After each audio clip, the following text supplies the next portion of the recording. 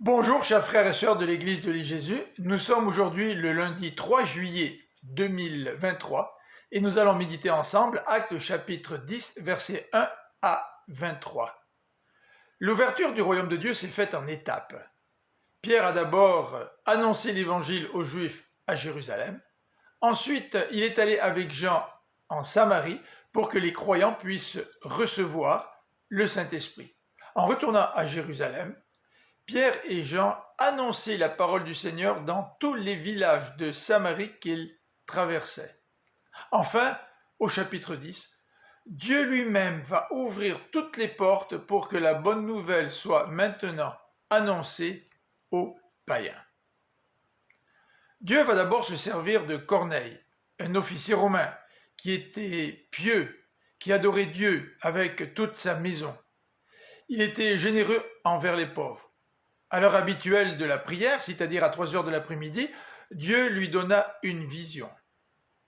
Un ange lui apparut et lui demanda d'envoyer des hommes à Jaffa pour inviter Pierre chez lui.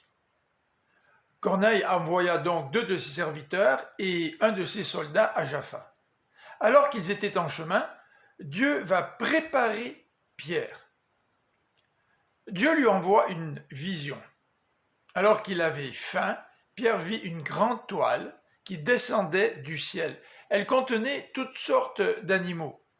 Une voix lui dit « Tue ces bêtes et mange ». Pierre s'objecta en disant « Je n'ai rien mangé de souillé ou d'impur durant toute ma vie ». La voix lui répondit « Ce que j'ai déclaré pur, ne le considère pas comme impur ». Cette vision se renouvela 3 fois. Pierre était perplexe. Le Saint-Esprit s'adressa à lui et lui dit que 3 hommes l'attendaient et qu'il devait partir avec eux. Dieu a préparé Corneille. Dieu a aussi préparé Pierre pour qu'il puisse accepter l'invitation dans la maison d'un païen. L'obstacle principal pour lequel il était défendu à un juif d'entrer chez un païen était celui de la nourriture impure.